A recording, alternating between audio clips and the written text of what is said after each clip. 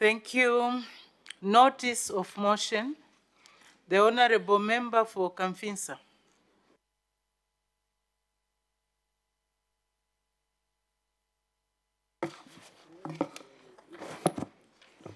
Madam Speaker, I beg to move that this House urges the government to extend the loan scheme to students at private universities in order to increase access to higher education.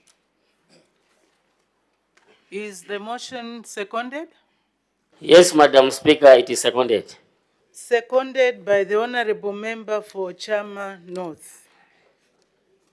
The question is that in order to increase access to higher education, this House urges the government to extend the loan scheme to students at private universities. Any debate? The Honorable Member for Kamfinsa. Madam Speaker, let me begin by registering my profound appreciation to you for according me this rare opportunity to move this private member's motion urging government to extend the loan scheme to students in private universities, not only on behalf of the people of Kamfinsa, but on behalf of all the affected students. This motion is premised on the provisions of the Higher Education Loans and Scholarships Act number 31 of 2016. Section 16(1) of the Act states as follows: there is established the Higher Education Loans and Scholarships Fund to provide loans and scholarships to students who require financial assistance or who are recognized for academic excellence. From the above provision, Madam Speaker, it is clear that the loan scheme is not a preserve of students in public universities, but can be accessed by those in private institutions as well. Therefore, the motion is primarily aimed at ensuring that the government implements what is already provided for in the existing laws. Madam Speaker, since 1966, the Zambian government has been investing in higher education in order to promote human capital formation, which is essential for social, economic prosperity of the country. It is therefore worth noting that until 1996, what government provided were higher education bursary grants. Government later on, Madam Speaker, introduced a cost-sharing policy in all public institutions of higher learning, which led to some fees being charged on the students.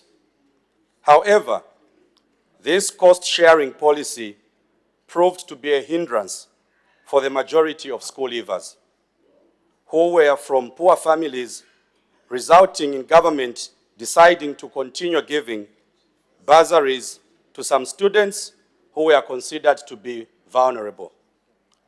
In 2004, Madam Speaker, the bursary scheme under the old bursaries committee was reformed to introduce the students' loan scheme. As such, government started giving out educational loans to some students at the University of Zambia and the Copperbelt University. Following the enactment of the Higher Education Loans and Scholarships Act number 31 of 2016, government fully operationalized the loan scheme, and in 2018 began recovering funds as loan repayment from former beneficiaries of the loan scheme. Since the commencement of recoveries, Madam Speaker, government has so far recovered part of the money which has been pumped back into the loans and scholarship fund. In 2019, a landmark decision was made when the loan scheme was extended to other public universities, such as Kwame Nkrumah, Chalimbana, Mukuba University, Mulungushi University, and Palavana University. Madam Speaker, it is unfortunate that students in private universities have remained disadvantaged to date. In any case, Madam Speaker, not everyone can be admitted to public universities. It is in this regard that I urge government to further extend the scheme to students in private universities.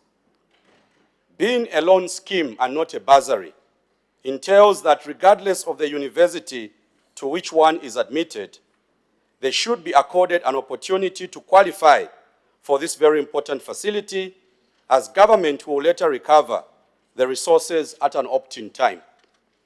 Madam Speaker, extending loans to students in private universities will be in line with the objectives of the National Higher Education Policy of 2019, which focuses on quality, equity, inclusiveness, and promoting alternative sources of finance for higher education.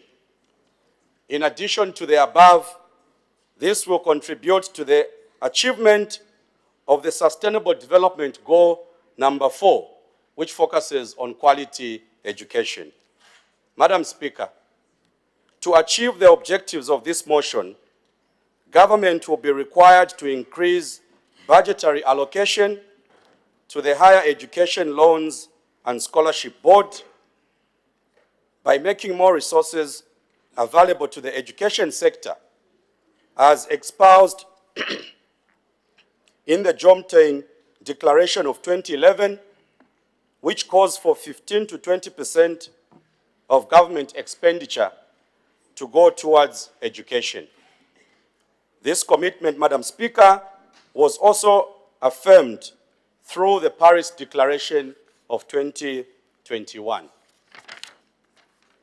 Madam Speaker, allow me to urge government to leverage on the provisions of the Higher Education Loans and Scholarship Act under Section 5J, which mandates the Higher Education Loans and Scholarships Board to promote the mobilization of donations and grants from the public and private sectors for educational purposes and investment for purposes of the fund.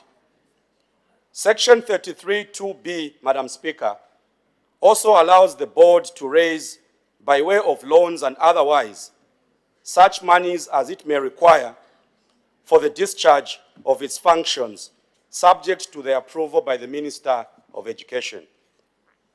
These provisions impliedly allow the board to engage the private sector for purposes of raising additional funds for the loan scheme. Madam Speaker, in line with the Act, the Bankers Association of Zambia, which is a representative institution of all registered commercial banks in Zambia, has representation on the Higher Education Loans and Scholarship Board. To this end, Madam Speaker, the board can lobby for the bank's participation in extending the loan scheme to students in private universities. In South Africa, for example, banks such as Absa, FNB, Standard Bank do provide student loans in partnership with government. Madam Speaker, as I conclude, I want to make reference to Section 21(1) of the Higher Education Loans and Scholarships Act, number 31 of 2016, which states, and I quote, "A student is eligible for consideration of a loan if the student A is admitted to or registered as a student at a higher education institution within Zambia for a course of at least 1 year's academic duration." From this provision, Madam Speaker, it is clear that students from both private and public universities are eligible for the educational loan, which is repaid when one begins to work formally in any institution. With these very few remarks, Madam Speaker, I wish to appeal to the committee, I wish to appeal to this august House, Madam Speaker, that the motion is supported in order to increase access to education. I beg to move. Thank you.